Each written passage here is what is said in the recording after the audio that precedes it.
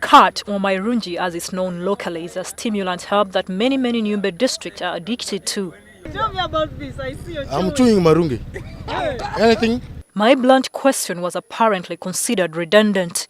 But I wasn't done yet. I had more questions for him because I noticed him chewing Khat for quite some time. Why did you chew it? I asked. It's a part of family plan. No. Yes. For us, when we use it, we don't work at night. It's part of family plan. Yes. You know, when you use it, you will not mind of wife even. We are thinking you will not function well. The self-confessed Mairungi addict called Obiatano adds that its effects can last 4 nights in a row. You can't get an erection. Yeah, you cannot. Yeah. Unless if you mix it with some liquors like kasese. This strange perception about the wonders of Mairungi is shared by quite a number of men in Yumbe. I asked Obiatano to explain a little more about how it works.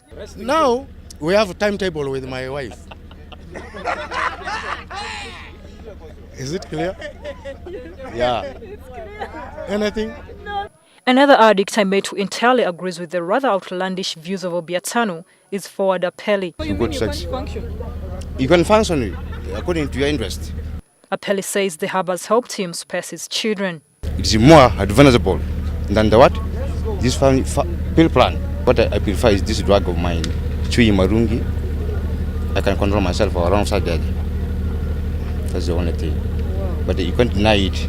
It is a true. He makes this assertion with a lot of conviction, which he qualifies by informing me of his children aged 5 and 2 that Mairungi helped him space. You mean your woman didn't take pill plan? I hate. If I stop her from taking that pill plan. We are trying to advocate for the population, those who have enough carrying capacity to go for vasectomy for the men, and then also tube ligation for the women, so that they don't engage in more reproductive activity in terms of increasing the population. I don't subscribe to Mairungi as a method of family planning, and it is one of the factors virtually making our population to grow higher. You expect somebody who is awake the whole night and sleeping with the woman. What do you expect? Amid this illiteracy, definitely there will be manufacturing children. Albert Odongo, the senior planning officer in Yumbe's population office, says that a reproductive cycle of a woman in Yumbe is estimated to end at 8 children. The figure rises to over 12 children for some. They can just be out of the mood.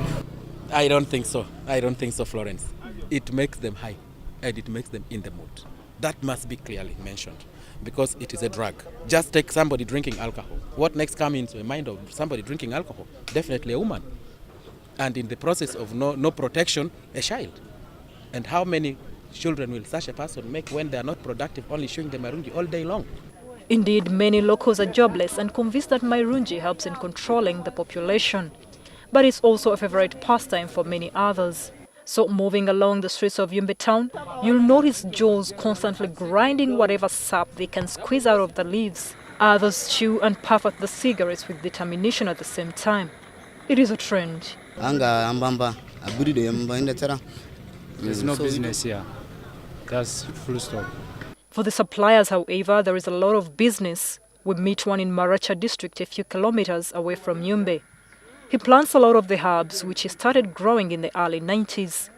He, however, doesn't chew it. Let me tell you the goodness of Mairungi. Mairungi is a good to earn money. In a week, like mine, I will get 80,000 to 100. That's why I'm paying the school fees. He supplies to Yumbe, Koboko, Arua, and to South Sudan. They need it very much. Daily, it is like a Panadol, painkiller. Back in Yumbe, even ladies chew it with abandon near the main market where it is sold. The ladies are not so knowledgeable about its effects on their reproductive lives, but are more concerned about being chased off the streets. We're even wondering why they are chasing us.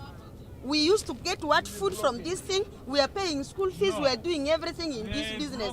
But government doesn't like us, that they don't want to see us, and they don't want us to sell Mairungi. Mairungi is spoiling the young one.